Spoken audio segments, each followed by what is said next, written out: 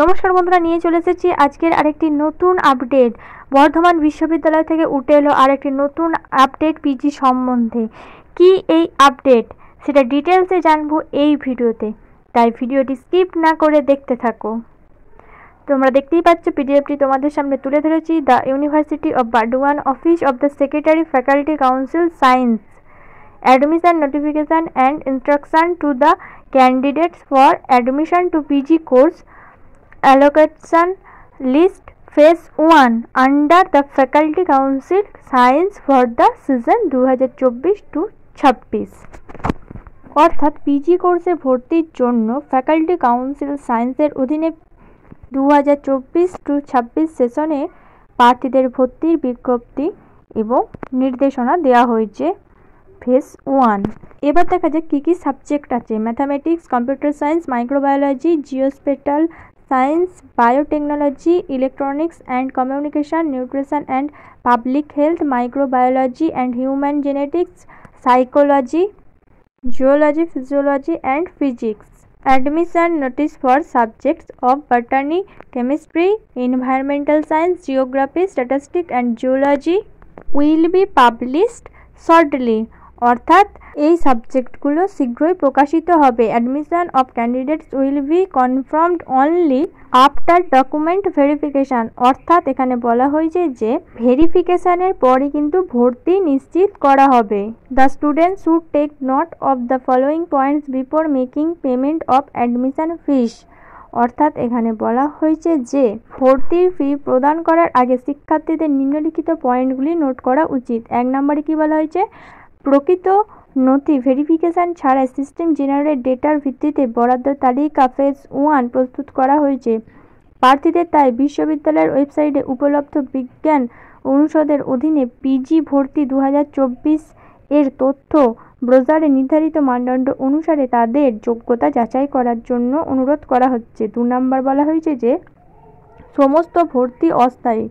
প্রার্থীদের যোগ্যতা যাচাই করা না হলে এবং নথি যাচাইয়ের সময় ক্রমানুসারে মূল সার্টিফিকেট পাওয়া না গেলে শুধুমাত্র প্রার্থীদের নির্বাচন এবং ভর্তি ফি প্রদান ভর্তি নিশ্চিত করে না। ভর্তির ন্যূনতম যোগ্যতা না থাকলে ভর্তির অংশ বা পরে কোনো প্রার্থী পাওয়া গেলে তার ভর্তি ফি ফেরত দেওয়ার দায়িত্ব না নিয়েই তার ভর্তি বাতিল করার অধিকার বিশ্ববিদ্যালয়ের থাকবে। ছাত্রদের পক্ষ থেকে কোনো তথ্য চাপা দেওয়া বা বিশ্ববিদ্যালয়ের পক্ষ থেকে কোনো ভুল বা সিস্টেম জেনারেট ডেটাতে কোনো ত্রুটি ধরা পড়লে কোনো নাম বাদ দেওয়া বা অন্তর্ভুক্ত করার সব অধিকারও বিশ্ববিদ্যালয় সংরক্ষণ করে ভর্তির পর।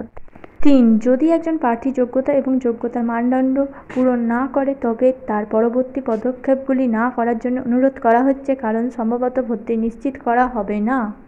4 নম্বর বলেছে যে উল্লেখিত পিজি কোর্স অফ স্টাডিজ ভর্তির জন্য অস্থায়ীভাবে নির্বাচিত প্রার্থীরা 2024-26 সেশনের বিষয় অনলাইনের মাধ্যমে তাদের প্রয়োজনীয় ভর্তি ফিগুলি পেমেন্ট লিঙ্ক প্রকাশ করা হবে 5-10-2024 থেকে 15-10-2024 পর্যন্ত। স্টুডেন্ট ড্যাশবোর্ডের মাধ্যমে পেমেন্ট সংক্রান্ত কোনো সমস্যা থাকলে প্রার্থীদের অবিলম্বে এবং নিশ্চিতভাবে অর্থপ্রদানের মেয়াদ শেষ হওয়ার আগে যোগাযোগ করা উচিত। এই যে ইমেলটি আছে, এই ইমেলে অর্থপ্রদানের মেয়াদ শেষ হওয়ার পর এই বিষয়ে কোনো যোগাযোগ করা হবে না। সময়কাল নেটওয়ার্ক সমস্যার কারণে কোনো পেমেন্ট ব্যর্থতার দায় বিশ্ববিদ্যালয় নেবে না। এবার তোমাদের যে মেইন পয়েন্টগুলো সেগুলো তোমাদের সামনে তুলে ধরছি।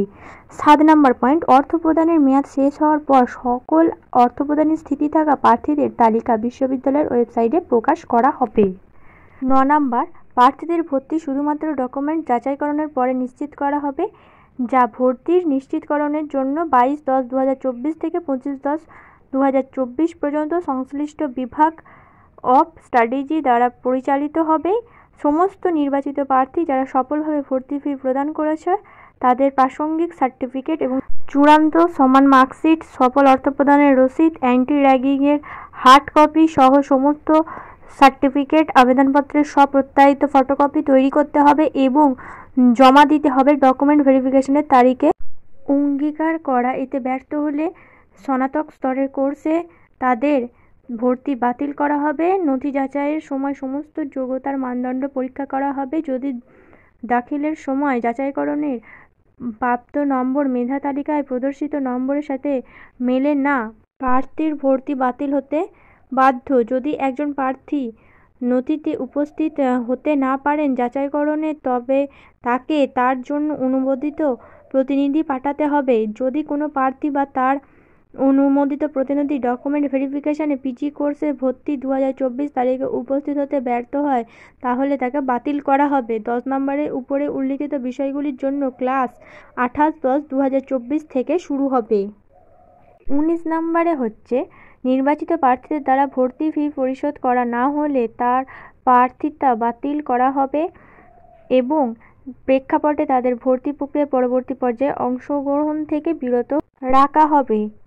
20 নম্বর হচ্ছে প্রার্থিতা বাতিলের জন্য ভর্তি ফি ফেরত ইউজিসি এবং সরকারের বিদ্যমান নিয়ম অনুযায়ী হবে। পশ্চিমবঙ্গের 23 নম্বর হচ্ছে উপরে উল্লিখিত বিষয়গুলি সেশন 2024-26 জন্য পিজি কোর্স অফ স্ট্র্যাটেজি ভর্তির জন্য খালি। পিডিএফটি সম্পূর্ণ দেখতে চাইলে আমাদের টেলিগ্রাম গ্রুপে জয়েন হয়ে যাও, সেখানে কিন্তু আমাদের পিডিএফটি দেওয়া থাকবে, যেখান থেকে তোমরা সম্পূর্ণ পিডিএফটি দেখতে পাবে। Vacancy position of seats under science faculty phase 1। এবার কোন সাবজেক্টে কত সিট ফাঁকা আছে চলো দেখে নেওয়া যাক। বায়োটেকনোলজি হোম সেন্টারে 31টি সিট ফাঁকা আছে। এরকমভাবে botany, chemistry, geography, geology, physics, mathematics, statistics, computer science সমস্ত সাবজেক্টেরই সিট দেওয়া আছে। তো তোমরা দেখে নাও 80% ক্যাটাগরিতে কারা পড়ছো তাদের কতগুলি করে আছে এবং 20% ক্যাটাগরিতে কারা পড়ছো তাদের কতগুলি করে সিট আছে। এরপরে যে সাবজেক্টগুলি আছে সেগুলো হচ্ছে microbiology, environmental Sc, geospatial Sc, psychology, geology, physiology, molecular biology and human genetics, nutrition and public health, electronics and communication কতগুলি করে সিট আছে দেখে নাও। এরপর আছে email ID of department head of university campus and college for PG course. সমস্ত ডিপার্টমেন্টের এখানে ইমেল আইডি দেওয়া আছে। তো যারা যে ডিপার্টমেন্টের সেই ডিপার্টমেন্ট অনুযায়ী কার কোনটা ইমেল আইডি দেখে নাও। তোমরা দেখতেই পাচ্ছ সমস্ত ডিপার্টমেন্টের কিন্তু ইমেল আইডি এখানে তুলে ধরা হয়েছে। তোমরা যে যেখানে ভর্তি হয়েছো ইউনিভার্সিটি বা কলেজে সেইভাবে ইমেল আইডিগুলো চেক করে নাও। এরপরে তোমরা দেখতে পাচ্ছ যে মেরিট লিস্ট, সেটা কিন্তু তোমাদের সামনে তুলে ধরা হয়েছে।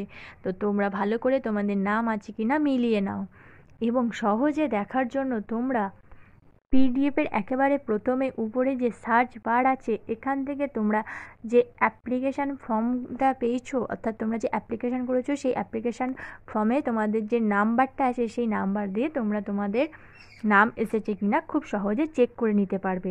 তোমাদের যে মেন পয়েন্টগুলো সেগুলো তোমাদের সামনে তুলে ধরলাম। এরপরেও যদি কোনো অসুবিধা হয় তাহলে আমাদের কমেন্টের মাধ্যমে জানাও। আজকের ভিডিও এই পর্যন্তই। সমস্ত কলেজ, স্কুল ও চাকরির আপডেট পেতে আমাদের চ্যানেলটিকে সাবস্ক্রাইব করে পাশে থেকো। ধন্যবাদ সবাইকে। Junior education.